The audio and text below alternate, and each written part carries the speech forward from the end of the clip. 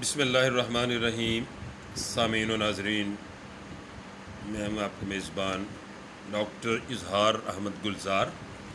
آج ہمیں پنجابی زبان کے جس عظیم صوفی شاعر کو نذرانہ عقیدت پیش کرنا ہے، ان کے اشعار لوگ ضرب المثل کے طور پر استعمال کرتے ہیں۔ ایک ایک شعر گویا ضرب المثل کی حیثیت رکھتا ہے۔ میری مراد ہے پیر سید وارث شاہ سے۔ سخن کا وارث پیر سید وارث شاہ پنجاب کی ثقافت کے علمبردار۔ پیر سید وارث شاہ وساک کی زندگی دا، ساڈی عمر ہے نقش پتاشیاں تے۔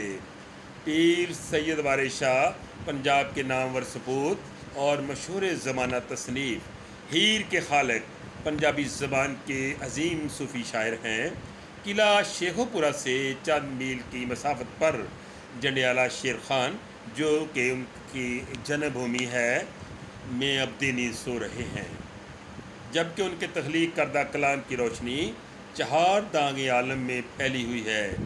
سید وارث شاہ کے حالات زندگی اور ان کی اس گراں قدر تصنیف کے بارے میں بہت سے محققین اور مقالہ نگاروں نے اپنے اپنے انداز میں اپنے اپنے خیالات کا اظہار کیا ہے، اور پنجابی زبان کے اس عظیم محسن کی حیثیت سے ان کی ذات گرامی بلا شبہ غیر متنازع ہے۔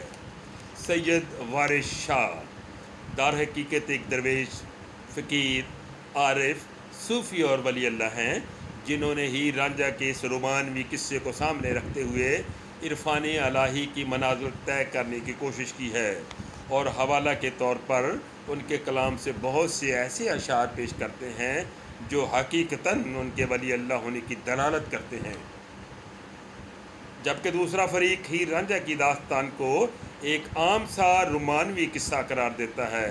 بعض لوگ قیدوں کے کردار کو پنجاب کا باغیرت کردار سمجھتے ہیں، جس نے پنجاب کے شریف گھرانے کی عزت بچانے کے لیے ہر ممکن کوشش کی، اور ایک ایسا طبقہ بھی ہے جو ہیر کے کلام کو ایسے موتی قرار دیتا ہے جو کہ مونج کی رسی سے پرویا گیا ہے۔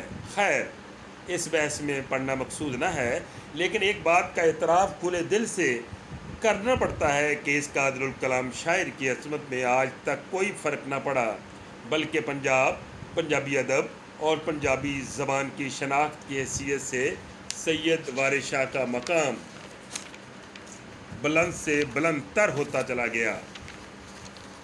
سید وارث شاہ کی قادر الکلامی کے حوالے سے بات کریں تو ہیر وارث شاہ کا مطالعہ کرتے وقت یوں محسوس ہوتا ہے کہ اس تصنیف کی عظیم خالق سید وارث شاہ اپنی ماں بولی پنجابی زبان کی گہرائی، گیرائی اور ہمہ گیریت سے شعوری طور پر پوری طرح آگاہ ہیں۔